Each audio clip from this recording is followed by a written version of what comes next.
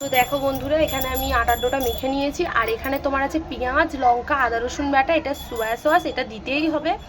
আর তোমার এখানে লবণটা আমি স্বাদ মতো দিয়ে নেবো। আর এখানে তোমার রয়েছে তোমার চিকেন বাটা, মানে মাংসটাকে আমি বেটে নিয়েছি ভালোভাবে। যাদের তোমাদের মিক্সার গ্রাইন্ডার আছে তারা মিক্সার গ্রাইন্ডারতে পুরো মিহি করে বাটবে না, একেবারে পেস্ট করবা হালকা শুকনো শুকনো করে। আমি এখানে সেইভাবে শুকনো শুকনো করে নিয়েছি।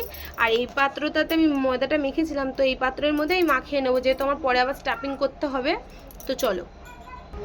তো দেখো, আমি এখানে প্রথমে এই যে আদা রসুন বাটাটা এই যে দিয়ে দিলাম। আদা রসুন বাটাটা পরিমাণ মতো দেবে। আর এখানে এই যে পেঁয়াজ কুচিটা আমি পুরোটাই দিয়ে দিলাম।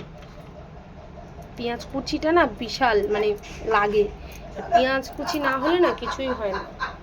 তো পেঁয়াজ কুচি নেওয়া হয়ে গেছে। এখানে আমি দিয়ে দেবো ডার্ক সোয়া সস। এই সোয়া সসটা দিতেই হবে, নাহলে হবে না। আমি এখানে 2 চিপি মতো দিয়ে দিলাম, 2 চিপি মতো সোয়া সস দিয়ে দিলাম। এবার লবণটা পরিমাণ বুঝে দিতে হবে। লবণটাই আপনাদের পরিমাণ বুঝে দিতে হবে। আমি ঠিক পরিমাণটা সেইভাবে বুঝি না, আমি একটু একটু করে দিই। এই লবণ টবণ দিলাম।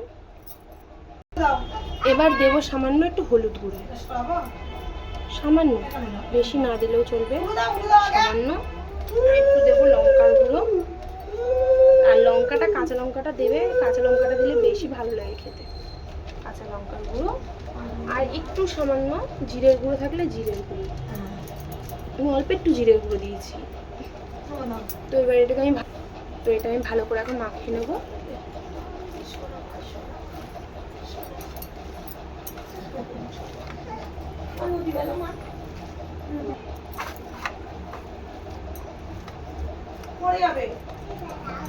তো আমার এখানে ডোটা মাখা হয়ে গেছে।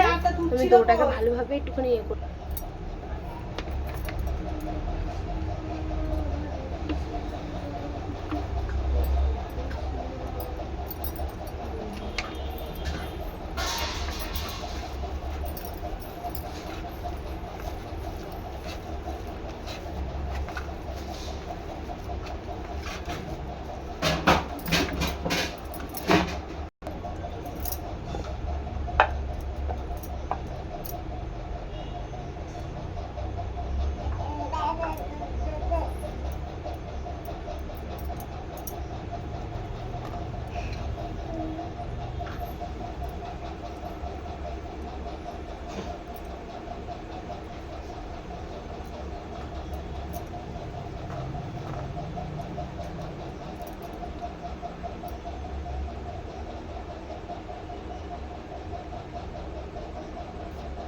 বাবা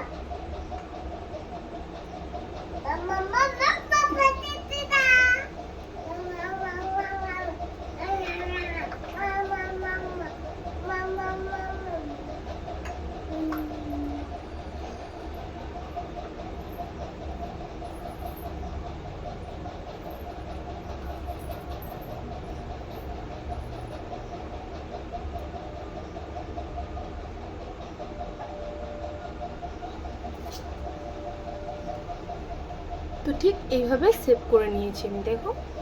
তো পুরটা একটুও দেখা যাচ্ছে না, ঠিক এইভাবে সেভ করে করে আমি একটা করে নিয়েছি। আমি আর একটা বেলে নেবো, বেলে নিয়ে তারপরে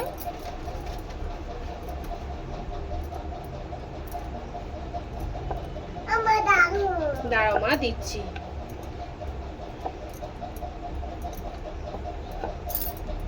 তো আমি বেলে নিয়েছি। আবার এই অনেকটা করে নিতে হবে, নিয়ে এই মাঝখানের পুরটা দেখছে এতটা করে দিলাম, এই এতটা করে পুর দিলাম, দিয়ে এই যে এই জায়গাটাকে এইভাবে ঢুকিয়ে নিলাম।